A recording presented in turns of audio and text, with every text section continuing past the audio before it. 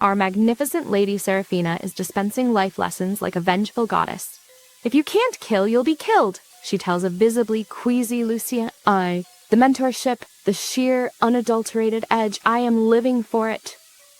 And then, the moment we've all been waiting for, with 20 minutes left on the clock, she decides she's bored of the conversation. What does she do? She opens the window of a moving train and just leaps out into the wilderness. Our tale begins not with a whimper, but with a bang, or rather, a whole symphony of them. The imperial palace is burning, the sky is weeping ash, and the stairs are simply littered with the most unfashionable accessory of the season, corpses. And standing at the top of it all, our tragic hero Kalen, the Emperor's most loyal, most cursed, and most decidedly doomed, mad dog.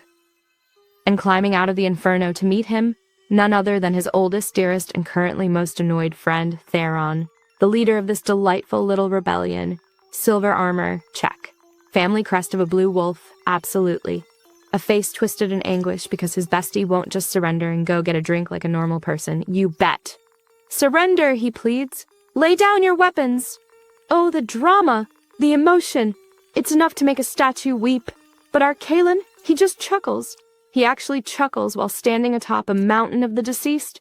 The audacity, the sheer, unadulterated theatricality of it all. I approve.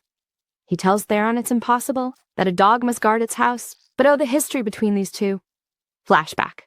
A young, stubborn nobleman named Theron approaches a young, deadly guardsman named Kalen. "Fight me," he says. "I've heard you're the best." It was the start of a beautiful sword-clashing friendship. A slave and a duke's son. How positively Shakespearean. But back to the present bloodbath. Kalen reveals the terrible, fabulous tea. The Emperor, that bluest, blooded son of a, didn't just mismanage the treasury, oh no. He made a deal with devils. And our poor Kalen, his soul is shackled by the Emperor's nasty black magic, forcing him to fight. Though it seems the connection is weakening, giving our tragic pup just enough wiggle room for one last choice. He raises his sword. Theron powers up with his gorgeous, noble blue mana. Kalen's is a murky, cursed black. They charge, it's a clash of destinies, a ballet of blades. Oh my. Well, that was anticlimactic. Kalen's sword only grazes Theron's shoulder, but Theron's blade, it went right through Kalen's chest. A direct hit. But wait! Why is Theron so angry? He's screaming! "Why did you twist your blade?" He's crying. It seems our mad dog deliberately missed. He chose his friend over his master. He chose to be the villain in Theron's heroic story. And as he dies in his best friend's arms, he says this is his first real decision. His path to happiness. And his last words? Nothing really. S.O.B. The sheer, unadulterated emo poetry of it all. What a finale! Curtain call. Throw the roses. But wait. What's this? An encore. Kalen's consciousness doesn't fade. He's thinking. He's feeling warmth. Is it hell? Is he being punished for the Emperor's sins? The injustice? And then, a voice. "Master, it's a boy." His vision clears. He's being held by a crying man who is calling him sin. And then he's passed to another man, an older man with a familiar face. It's Theron. But old, very old.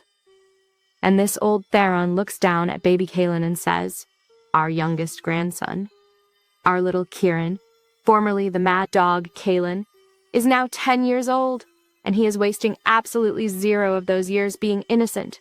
He is a menace, a precocious, brilliant, vegetable-hating little demon child, and I adore him completely. His poor history tutor, the esteemed Professor Albus, is his first victim.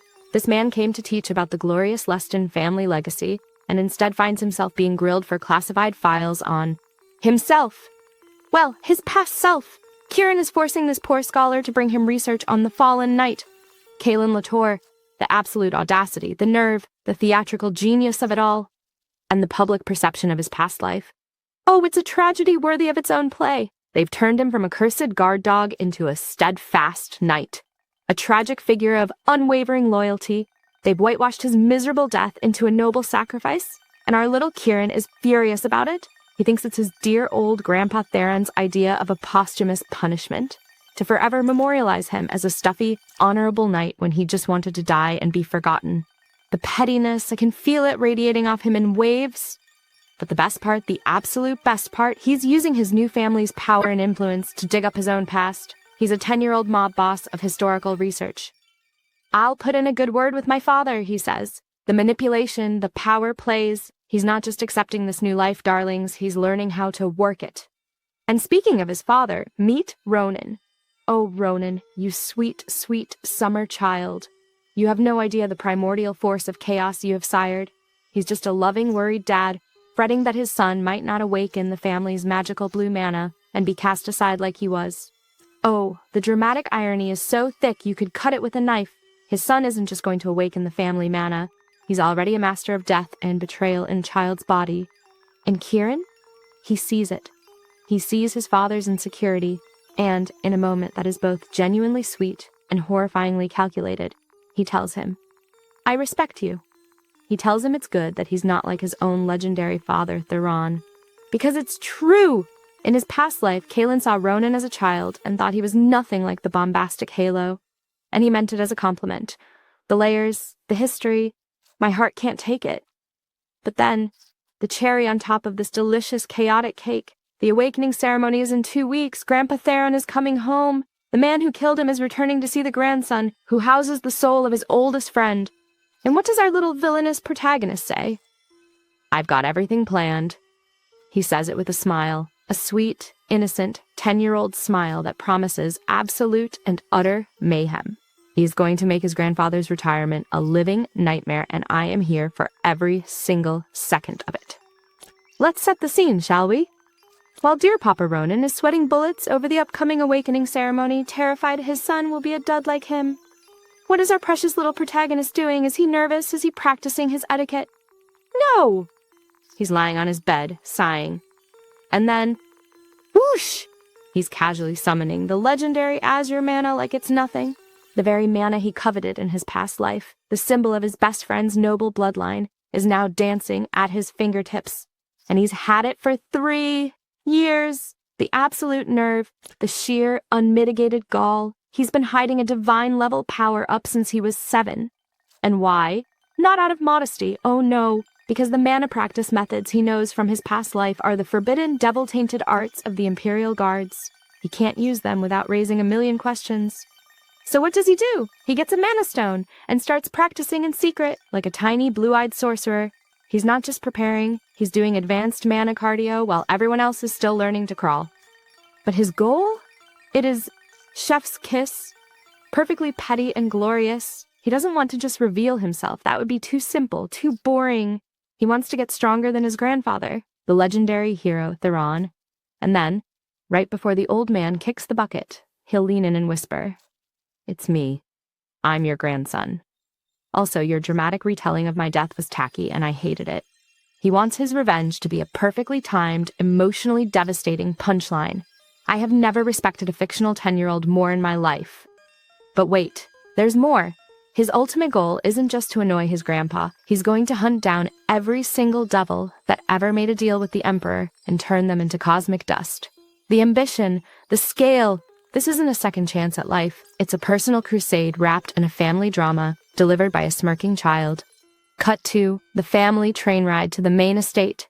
And even this is a flex. The train, a marvel of modern magic, was pioneered by his father, Ronan. The black sheep of the family is actually a business and logistics genius who funded the Empire's technological revolution. The irony is so delicious. The son who was cast out for lacking martial talent is the one financially propping up the entire noble structure. And Kieran knows it. He's proud of his dad. It's a genuinely sweet moment amidst all the scheming. But of course it can't last. They arrive at the main house and are greeted by the ancient butler, Gunther, another ghost from Kieran's past. This man used to clean up after Theron's messes, and now he's greeting his master's reincarnated best friend as a child. The layers, the history. And as Papa Ronan gets more and more tense, fearing the judgment and sneers of his family, our little agent of chaos is vibrating with excitement.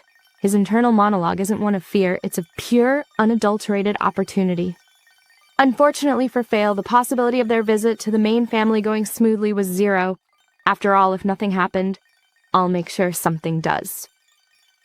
He says it with his chest. He is going to walk into the lion's den and poke the lions with a stick, because it sounds like a fun Tuesday. He dreams of being the biggest troublemaker the ducal family has ever seen. Bath. Our precious Chaos Prince, Kieran, has been in the main estate for approximately 5 minutes and has already committed attempted cousin-side. I am so proud. The scene, Azure Ocean Castle, dripping with history and the very Azure mana our boy now commands. But while his poor sweet father Ronan is off doing boring adult things, Kieran is immediately ambushed by his cousin, the smug, condescending Lucian. This little twerp waltzes in, dismisses the servants, and immediately starts throwing shade. He calls Ronan, the business genius who funds this entire family, pathetic and a disgrace for being obsessed with money. Oh, the foolish, foolish child. He came to probe and intimidate. What he got was a masterclass in psychological and physical warfare. Kieran doesn't even flinch. He just smiles that terrifying, innocent smile and calls Lucian a budding troublemaker. He's not offended, he's impressed, and also deeply threatened that someone might challenge his rightful title as family menace. And then, the reveal! Lucien, thinking he's so mighty with his awakened mana, suggests a duel. And what does Kieran do? He punches him in the gut before he can finish his sentence. No monologuing, no posturing, just pure, efficient violence. The shock on Lucien's face when he realizes Kieran's fist is glowing with the azure mana he's supposedly here to awaken. Chef's kiss. I've had it for quite a while. He says it so casually. He's been hiding a superpower for years and he reveals it by beating the arrogance out of a 12-year-old. The sheer drama of it. But it gets better. He doesn't stop there.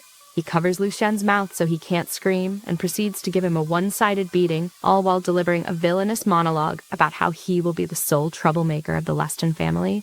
He's not just defending his father's honor, he's eliminating the competition. He's literally assigning his cousin a new role. For every troublemaker, there's a noble gentleman. I think you'll fit that role quite well. He's not just hitting him, he's rebranding him. This is next-level bullying. By the time the knights and elders burst in, Lucien is unconscious and frothing at the mouth. The room is in chaos, and Kieran, he's just standing there, blood on his hands, with a smile of pure satisfaction. His father is horrified. His uncle Raphael is furious, grabbing him by the collar. And how does our 10-year-old demon lord respond? He meets his uncle's rage with an unblinking stare and a polite, "Pleased to meet you, uncle." Then he throws Raphael's own hypothetical question right back in his face. The nerve, the absolute breathtaking gall. But the piece de resistance, the final twist. The ancient butler Gunther arrives with the summons. The Duke himself has called for them. The head of the family, the legendary hero Theron, wants to see his youngest grandson and his son immediately.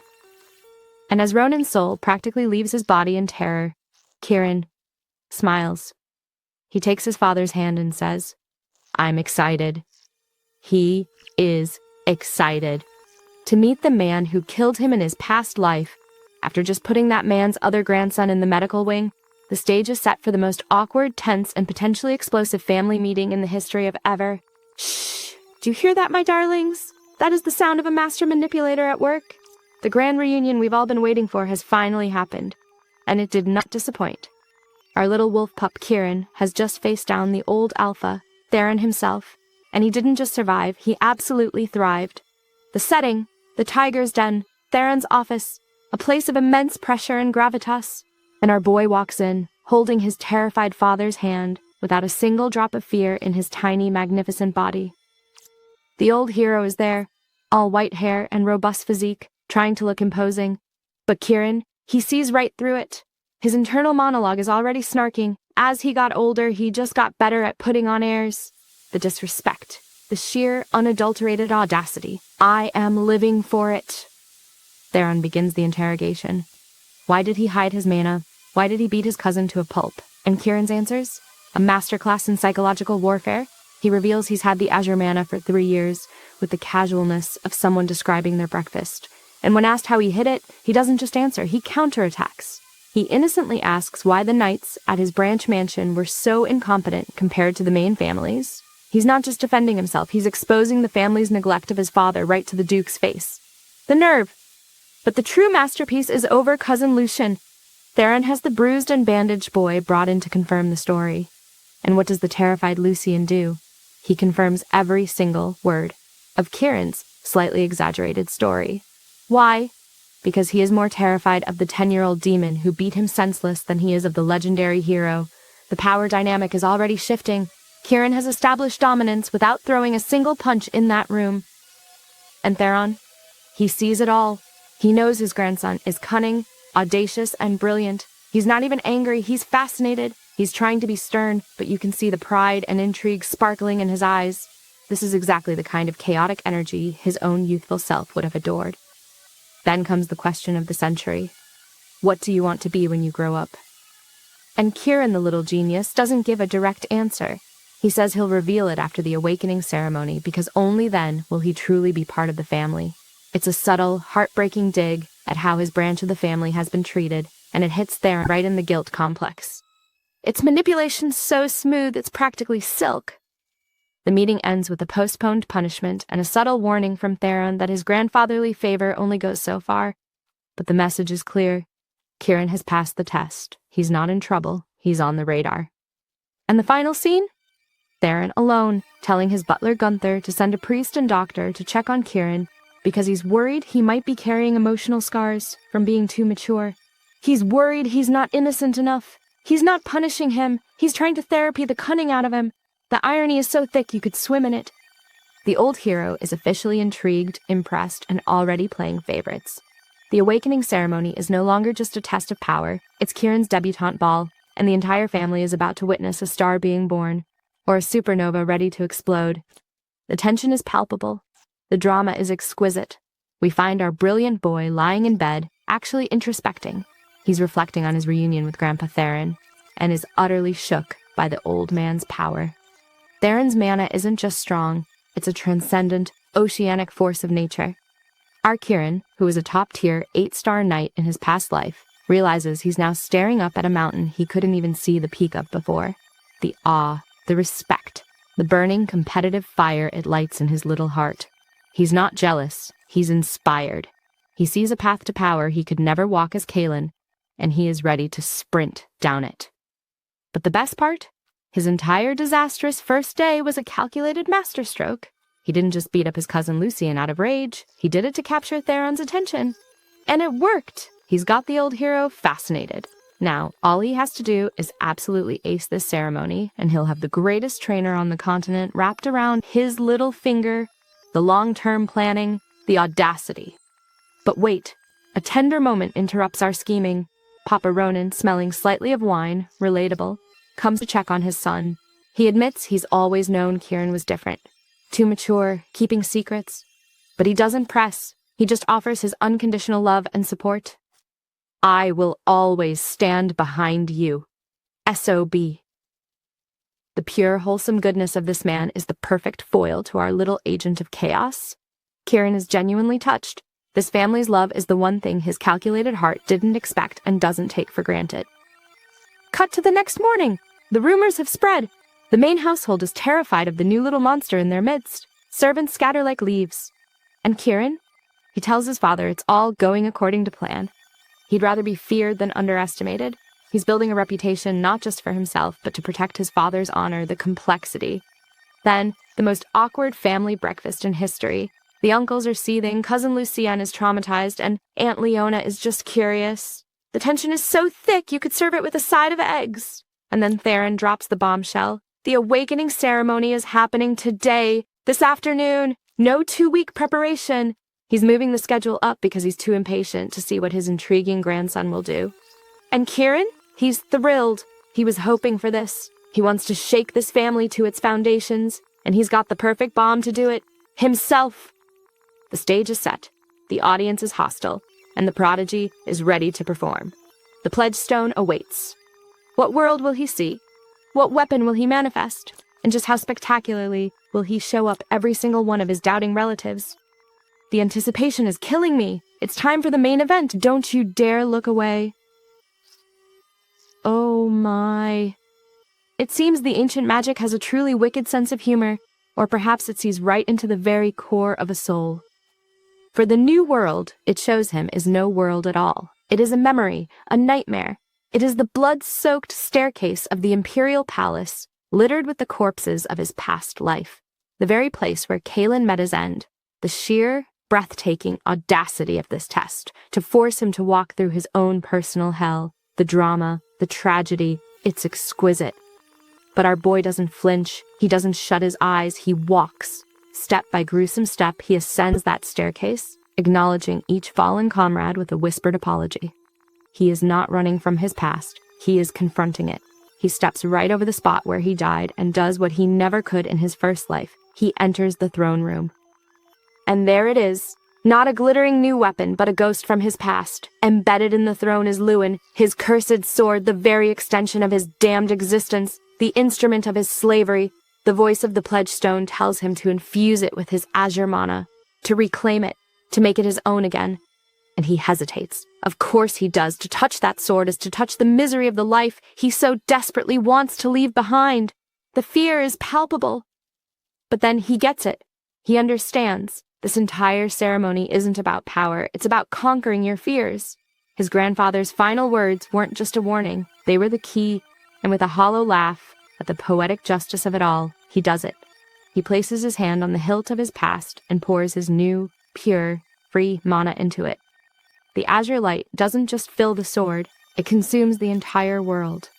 He didn't just find a weapon, my darlings. He accepted his past. He reconciled the slave with the noble. He took the symbol of his curse and is in the process of transforming it into a symbol of his liberation. The psychological depth, the narrative perfection. I am in awe.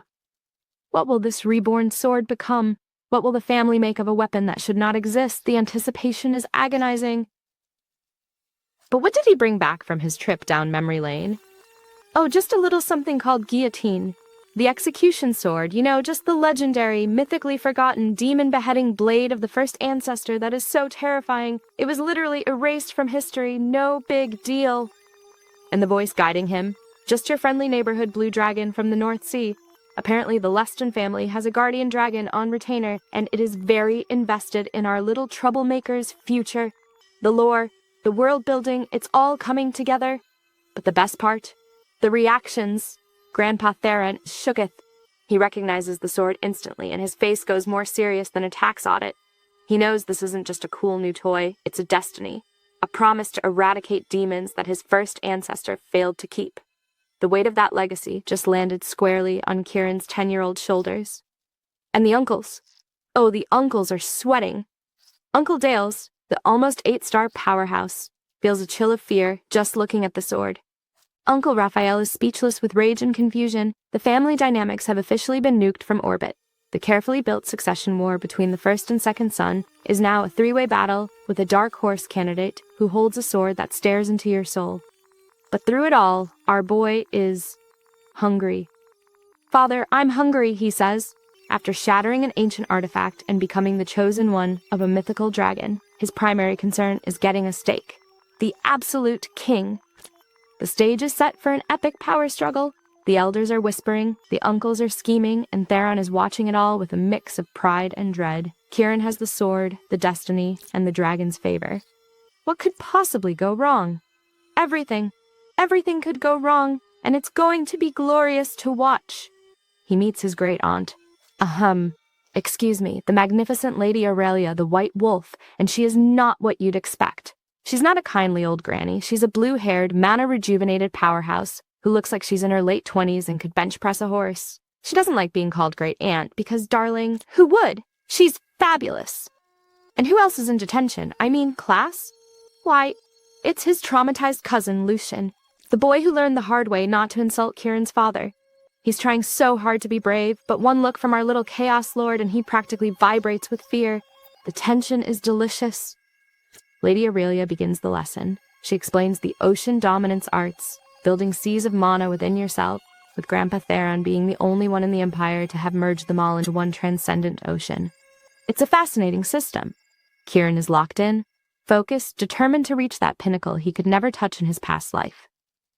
She tells them to close their eyes, to gently draw up their azure mana, to guide it through their pathways.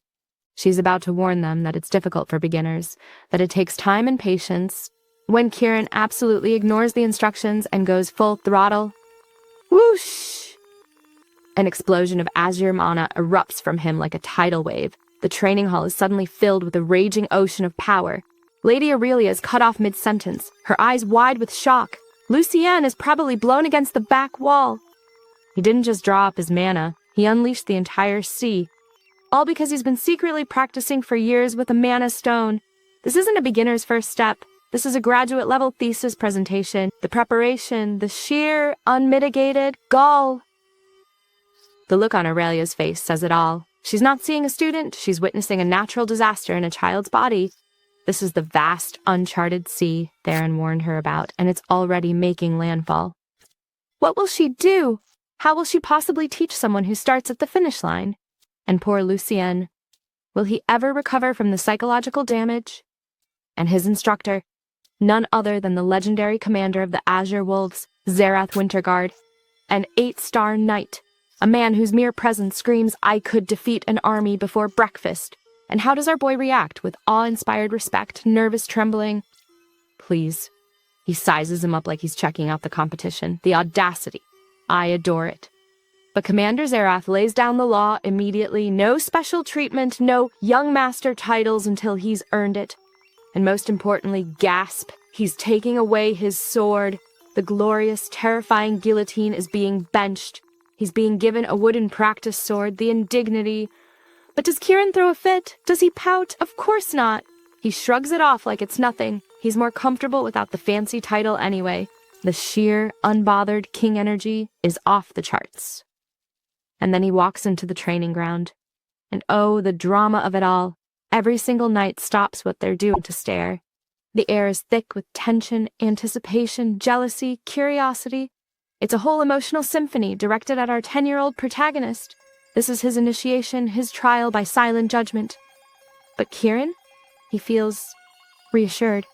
He looks at these fierce warriors, the very same ones who stormed the palace and ended his past life. And instead of fear, he feels a profound sense of camaraderie. The enemies of his past are the protectors of his future. The poetic irony is so thick you could swim in it. He doesn't cower. He strides forward with a confident smile, ready to earn his place among them. The wolves are watching, and the pup is ready to play. That's right. The montage is over. 3 years have passed in the blink of a beautifully dramatic eye. And what a 3 years it's been. Our boy Kieran has been busy. He's not just swinging a sword, he's been utterly devouring his training. Under the fierce and fabulous eye of the White Wolf, Lady Aurelia, his control over his monstrous azure mana has gone from a raging tsunami to a slightly less raging tsunami that he can actually steer progress. And under the stern gaze of Commander Zerath, his swordsmanship has sharpened to a lethal point. He's been using those weighted artifacts like they're going out of style, building a body that would make a veteran knight weep with envy. The dedication, the sheer will. But has all this hard work made him humble? Oh, please, this is Kieran we're talking about. He's more insufferable than ever, and we love him for it. His poor cousin Lucien is still his primary victim. The dynamic is perfect. Kieran, the brilliant, smirking menace, and Lucien, the perpetually flustered straight man who has somehow become his reluctant, and let's be honest, only friend. They bicker, they train, and Lucien lives in a constant state of awe and terror. It's comedy gold. But it hasn't all been smooth sailing. The uncles, Dales, and Raphael are still scheming in the shadows, watching Kieran's meteoric rise with pure, unadulterated jealousy. The tension in the castle is thicker than the plot of a bad romance novel. And the biggest twist of all, Grandpa Theron, is sick. That's right. The legendary hero, the transcendent powerhouse, is hiding a weakening condition. The pillars of the world are shaking, my darlings, and only a select few know the truth. Why does this matter? Because the time for the family's annual tournament is nearing. A tournament where the young wolves of the Leston family prove their strength and valor. It's the perfect stage for our boy to officially declare his dominance and shatter every expectation. The stakes? Higher than ever. With Theron's health a secret, the succession war is about to boil over. Kieran's performance won't just be for glory. It could determine the very future of the ducal family. He's no longer just a troublemaker. He's a political earthquake waiting to happen. He's been sharpening his claws for 3 years, and now it's time to see what this wolf can really do. The stage is set. The players are in position. The drama is poised to reach a fever pitch. The scene? A letter home. And what does it contain? Not mere updates on his stellar progress. Oh no, it's a masterclass in manipulation. He casually drops that he's reached a 4-star mastery, a feat that would take decades for normal people. He's rewriting history. And then, with the grace of a diving hawk, he swoops in to ask his poor, sweet father Ronan for more allowance. The financial audacity. He is funding his chaos empire. And the nicknames. The knights don't call him young master. They call him the Mad Puppy, a direct descendant of the legendary Mad Dog herself, his glorious Aunt Aurelia. It's not an insult. It's a badge of honor he wears with pride. He's not just accepted. He's feared. The uncles are shaking in their boots, too terrified to make a move against the little wolf who bites back. But the true masterpiece of this chapter, the breakfast scene. He sits there, breaking bread, with his formidable Aunt Aurelia, when his nemesis, Aunt Camilla, the mother of his traumatized cousin, Lucienne, dares to approach. She's seething with 3 years of pent-up rage, forced to smile through gritted teeth. And how does our magnificent protagonist handle her? With the most devastating weapon in his arsenal. Polite, casual, absolutely devastating truth. She offers him a history lesson with a tutor, and he dismisses it because he'd already finished the entire curriculum with the Empire's top historian when he was 7. The look on her face, the sheer, silent fury. He doesn't need to raise his voice. His accomplishments are a slap in the face all on their own. But wait! There's more! A shadow looms on the horizon.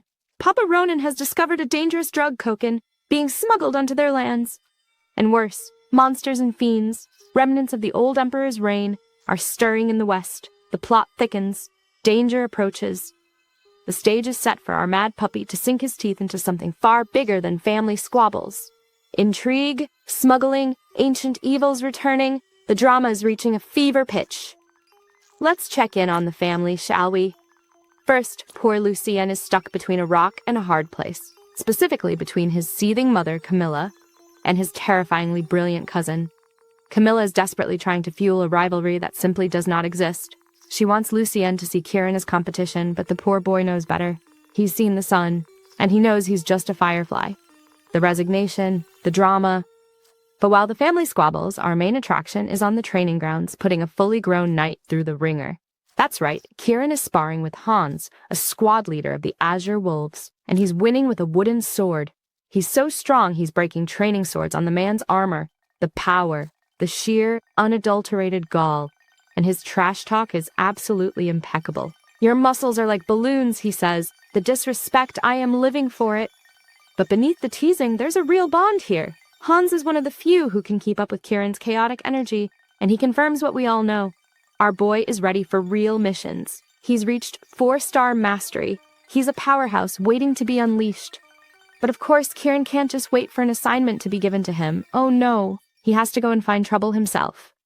And trouble arrives in the form of a worried-looking noble from the neighboring Belrus barony, a place plagued by bandits, and, as we know from Papa Ronan's investigation, a possible drug smuggling operation. So what does our magnificent chaos magnet do? He decides to personally welcome the visiting noble. He, a 13-year-old, is going to insert himself into a diplomatic situation because the adults are busy. His reasoning. There are certain rules of etiquette among nobles. The audacity, the hypocrisy. He who regularly terrorizes his cousins and breaks swords on knights is suddenly an expert in etiquette. I am cackling. Hans can only sigh in despair, already drafting the apology report to Commander Zerath in his head. He knows that wherever Kieran goes, beautiful, beautiful trouble follows. What will Kieran discover? Will he stumble into the drug plot?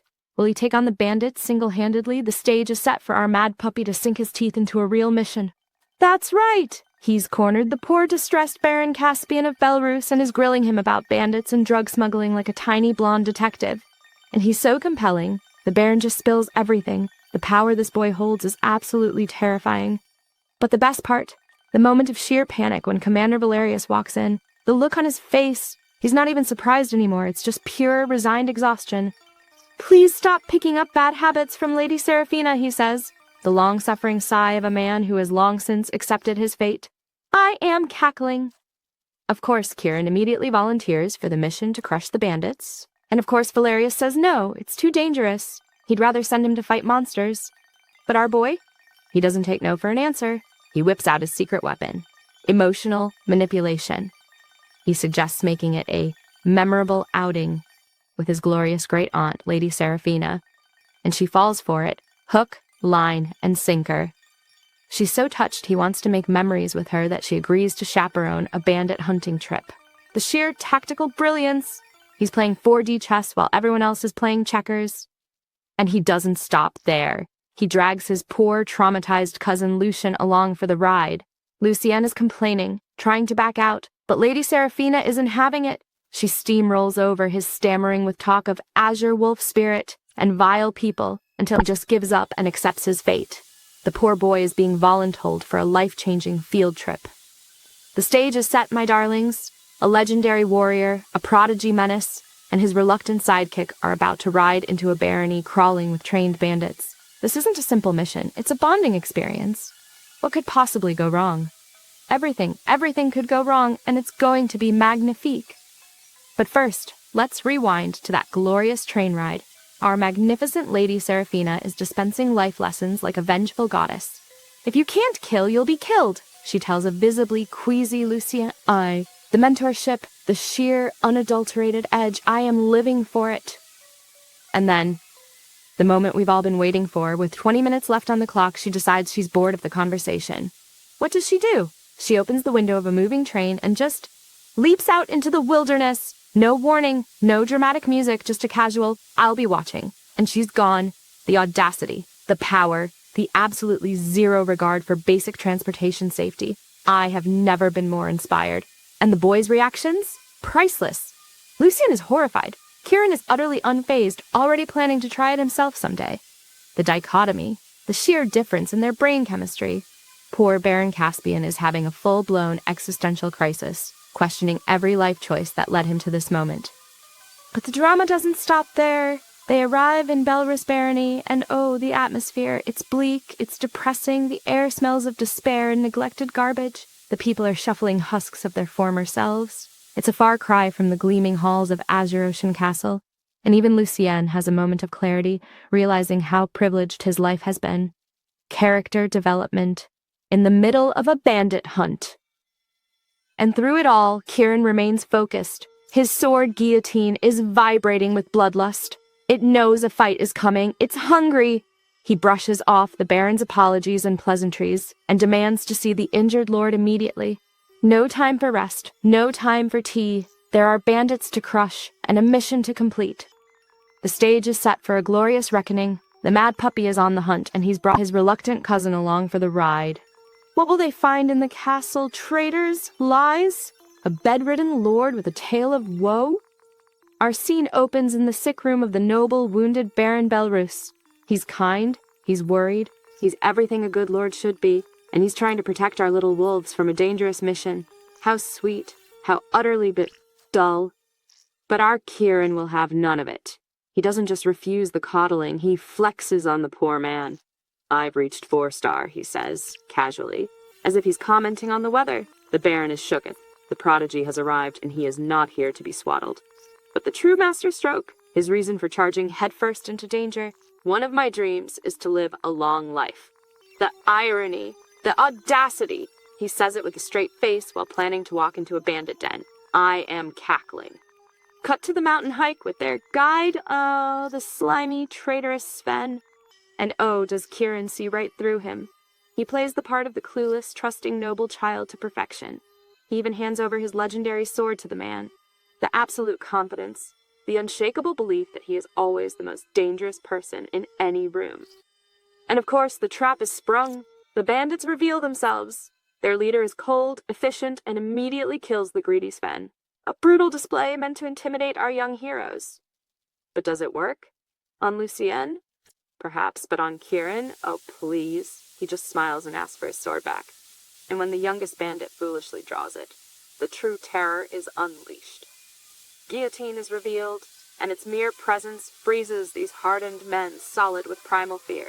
The atmosphere shifts from a bandit ambush to a horror movie, and Kieran is the villain. And then, the piece de resistance! With emotion so swift it's almost casual, Kieran reclaims his blade and delivers Guillotine's first kill. Congratulations, you're Guillotine's first customer. He says it with a smile. The chill, the theatrics, it's perfection. The message is clear. The prey they thought they were hunting was the apex predator all along. The game is over before it even began. Our scene, the mountain fortress. Our captive heroes have been led inside by the trembling, urine-soaked traitor Urhan. And oh, The reception committee is just wonderful. Undead. A whole army of them rising from the ground, clattering and moaning. It's not a bandit hideout, it's a necromancer's tea party. And the mana? That familiar, vile, devil-tainted dark mana that our dear Kieran knows all too well from his cursed past life. It's not just any mage up here, it's a dark mage. The very same flavor of evil that served the malevolent emperor. The connections are being made, my darlings. The web of intrigue is stretching all the way back to the main plot. But is our magnificent protagonist worried? Terrified? Please? He's excited! Now this is what makes the first mission fun, he says, with a smirk on his face. The absolute madman. He's facing down a horde of the undead and a powerful dark mage, and he's treating it like a trip to an amusement park. And poor Lucien, he's just witnessed his first massacre, courtesy of his monstrous cousin, and now he's being handed his sword to face a literal army of skeletons. The character development is happening at breakneck speed. Will he rise to the occasion, or will he finally need to change those trousers? The stakes have been raised to a glorious new level. This is no longer about simple bandits. This is about a dark conspiracy with ties to the demons of old. What is a dark mage doing here? Who is truly pulling the strings? The scene. The bandit fortress, our boys are surrounded by skeletons and highly trained deserters. Archers on the walls, a sneering boss on the balcony. It's a classic outnumbered and outgunned scenario. And how does our magnificent protagonist react? He grabs the traitorous Orhan, puts a sword to his neck, and tries to take a hostage.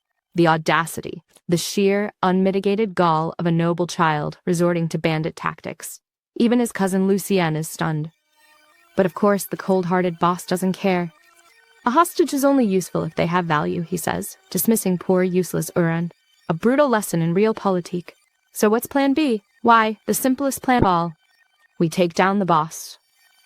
Cue the mana explosion! Kieran unleashes his azure mana, and the entire fortress learns why you don't mess with a Lustin.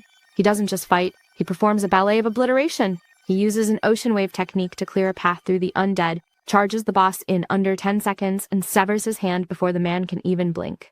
The power, the precision, the petty smirk he gives while doing it, it's a masterpiece of violence. But the true plot twist, the arrival of the magnificent Lady Seraphina. She doesn't just show up, she makes an entrance, exploding through the iron gate, holding the severed head of the dark mage like a gruesome trophy.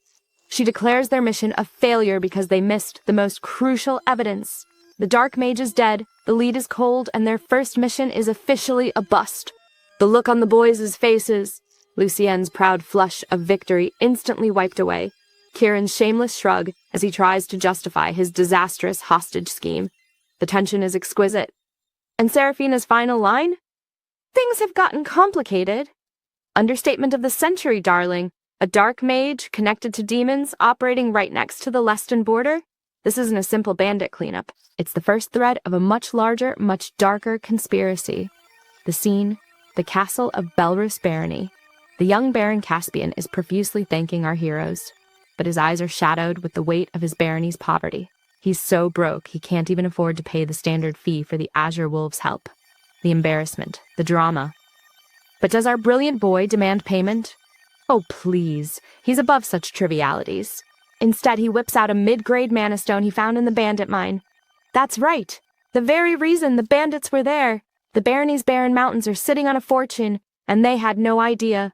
The irony is so thick you could build a castle with it. And then, the master stroke. He doesn't just hand it over. Oh no. He proposes a joint venture. The Leston Duchy will help develop the mine in exchange for a stake. It's a deal that provides the barony with security, wealth, and the protection of the Azure Wolves, all while securing a strategic foothold and a new revenue stream for his family. The political genius! He's not just a mad puppy, he's a mercenary mastermind. And he plays it so coy. Oh, the details are for the adults to discuss. The sheer, unmitigated gall. He orchestrated the entire deal and then acts like he's just a simple child. I am cackling. Even the magnificent Lady Seraphina is impressed, noting he's truly his father's son. A business genius wrapped in a warrior's body. The layers? But of course, the moment is interrupted by more chaos in the barony, forcing a rushed but perfectly dramatic farewell. Our wolves must return to their den with their prisoners and their world-changing news. The first mission is over, but the real game is just beginning. A monostone mine, a dark mage conspiracy. The plot thickens like a fine stew. But first, a tender reunion. The magnificent Papa Ronan is here. He's beaming with pride at his brilliant, chaotic son. And our boy Kieran, he's already playing 4D chess, turning a bandit cleanup into a strategic business venture that will secure his family's influence for years to come. The genius, the audacity, he's not just a fighter, he's a visionary. But of course, the sweet family moment is laced with dark omens. The political landscape of the empire is fracturing. The other dukes, the leeches who helped dethrone the old emperor, are getting greedy. The capital is a nest of vipers and the emperor is a mere scarecrow. The stage is set for a power struggle of epic proportions. And through it all, Kieran continues to be an absolute menace to his poor cousin Lucian. He cons him into writing the entire mission report by himself. The manipulation, the sheer, unrepentant laziness. It's for your own good, he says, with a smirk that could curdle milk. I have never respected a fictional character more. But wait, the final twist. Just as Kieran is finishing his mana training, Commander Valerius arrives with a summons. Grandpa Theron is back from the capital, and he wants to see Kieran immediately. And the reason? A trip to the capital. The heart of the empire, the lion's den, a place dripping with politics, intrigue, and undoubtedly a whole new set of enemies for our mad puppy to terrorize. The call to adventure has been issued. What awaits him in the capital? A formal introduction to the court, a meeting with the feeble emperor, a confrontation with the scheming dukes. The scene? Grandpa Theron's office. It's not a congratulatory party, it's an interrogation. The old wolf is in full patriarch mode, grilling our boy Kieran about his audacious business proposal. You disgraced the family, he thunders. The uncles are secretly delighted. Papa Ronan is sweating bullets. But does our magnificent protagonist cower? Does he falter? Oh, please. He stands his ground with the poise of a seasoned diplomat. He defends his actions not for personal gain, but for the glory of the family. The perfect, flawless answer, the sheer political genius of it. Theron isn't even mad, he's impressed. The uncle's smiles instantly vanish. The reversal is exquisite. But wait, the main event arrives, a summons from the Emperor himself. The scarecrow on the throne has taken notice of our little hero. A command to appear in the capital, the tension is palpable. And Theron, in a shocking show of softness, gives Kieran an out. You don't have to go. But our boy? He accepts without hesitation. He sees not a threat, but an opportunity. A chance to step onto the grandest stage of all and cause absolute mayhem. The ambition, the nerve. But the true bombshell is dropped after Kieran leaves. A fragment of monster skin, infused with the very same dark mana used by the malevolent emperor. The revelation that the tyrant of old might still be alive. The horror, the implications, the narrative possibilities. I am vibrating with excitement. And then, a perfect nightcap. The glorious Lady Seraphina crashes Kieran's room with stolen whiskey and a drowsy Lucienne for a final, hilarious drinking session before her departure. The camaraderie, the teasing, the bittersweet farewell. It's the perfect balance of heart and humor. The stage is set for an epic journey to the capital, new enemies, new allies, and mystery that threatens the entire empire. Kieran is about to be unleashed on the unsuspecting high society of Dacus, and I, for one, cannot wait to see the carnage. The scene?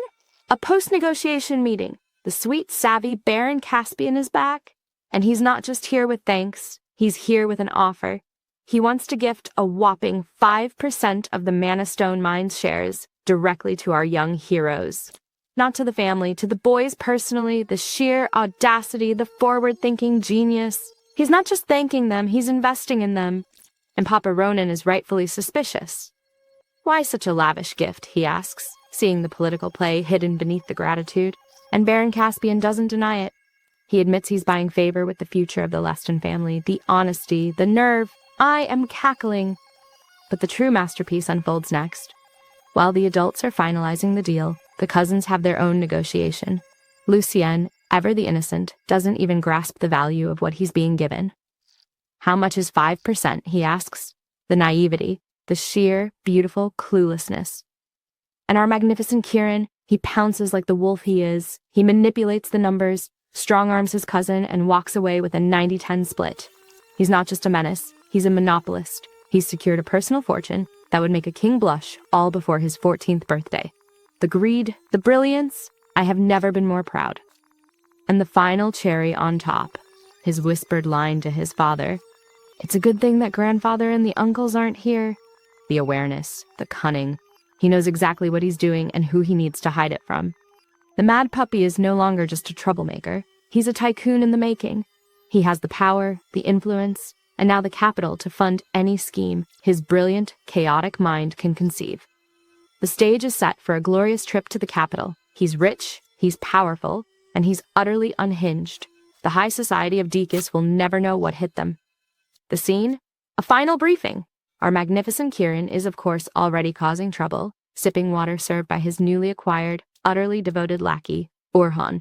The rehabilitation is going swimmingly, and Commander Valerius is at his wit's end, already anticipating the sheer, unmitigated chaos two unsupervised Leston boys will unleash on the unsuspecting capital. The dread is palpable, but the true meat of the chapter is a private whiskey-soaked meeting between Grandpa Theron and Papa Ronan. The old wolf reveals his true intentions. Sending the boys to the capital isn't just about obeying a summons, it's a test. He wants to see how far his brilliant, monstrous grandson can see into the political abyss. He's throwing Kieran into the deep end to see if he can swim with the sharks, the pressure, the expectations. And Papa Ronan, he's transformed. Once a man uncomfortable in the shadow of his martial family, he now stands confident, declaring his absolute trust in his son.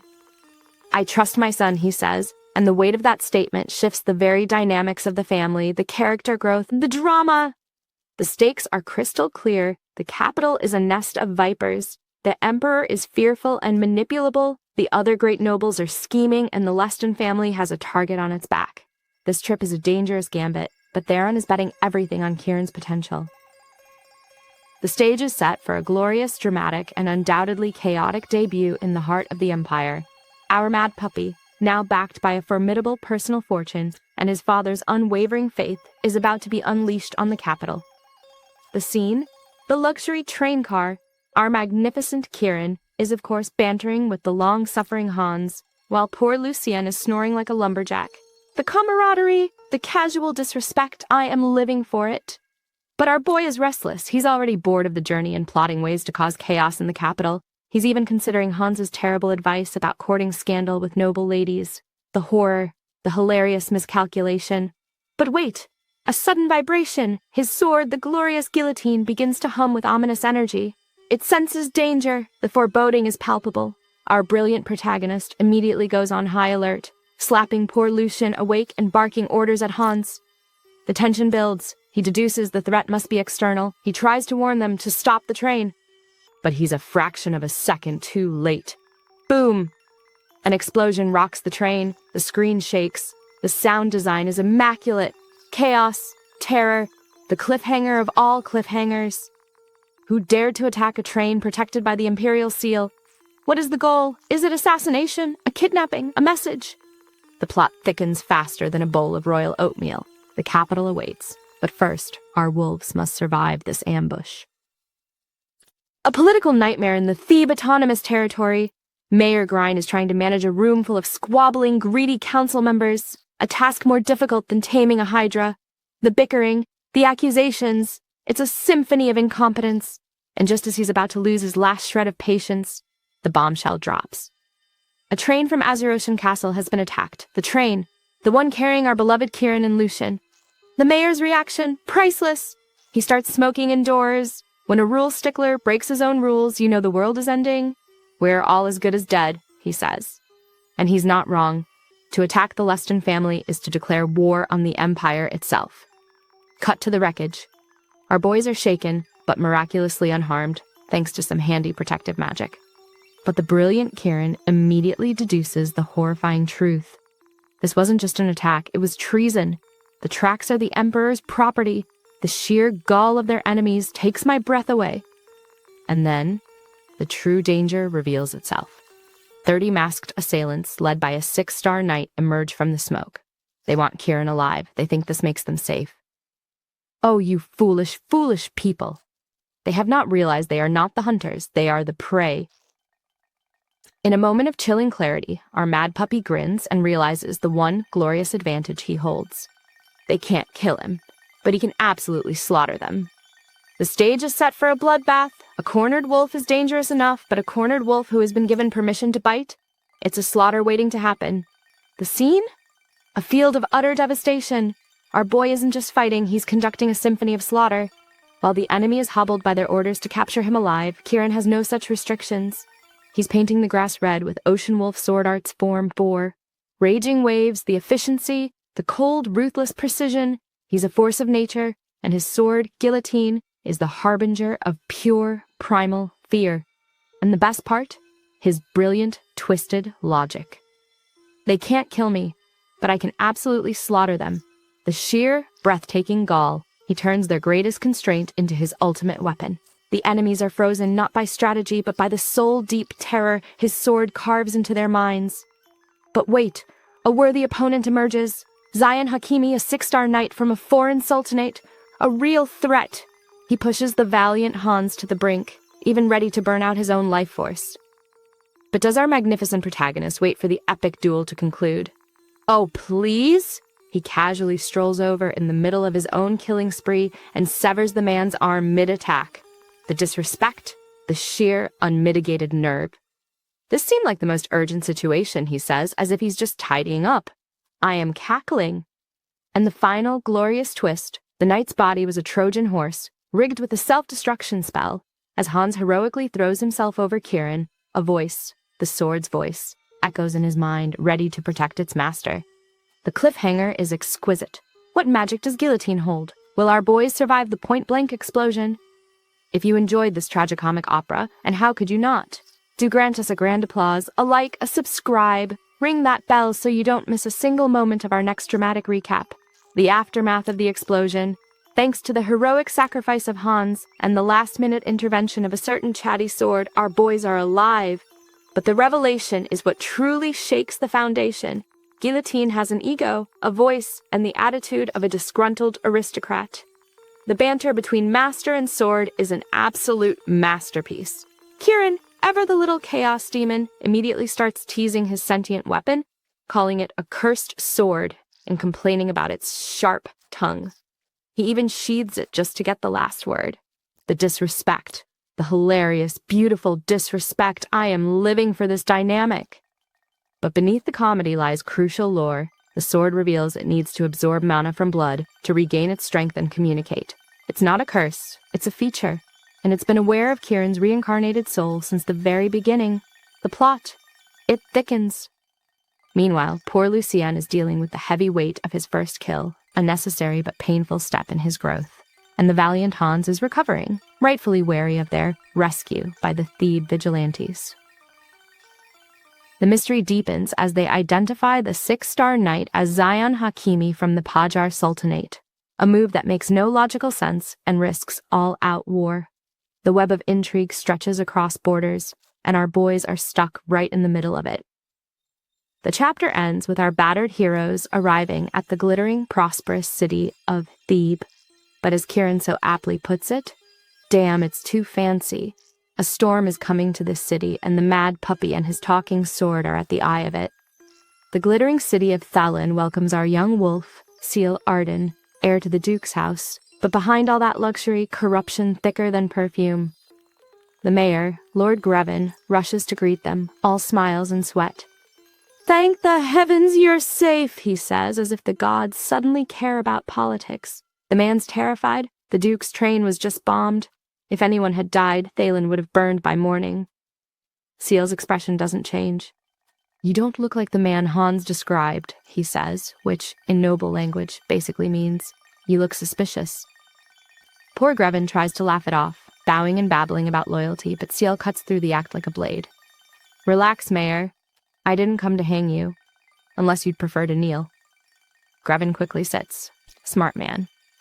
Then the talk turns serious. The explosion wasn't magic, no traces of mana, just simple mining explosives, meaning someone smuggled them in. And Thalen is known for smugglers. Before Grevin can defend himself, his secretary bursts in. Mayor, the capital's sending the director of the National Tax Service, Gail Perron himself. Grevin freezes. Everyone in the Empire knows that name, the demon of the tax office. And worst of all, he's Seal's grandfather. Seal just smiles. Do you know my family motto, Mayor?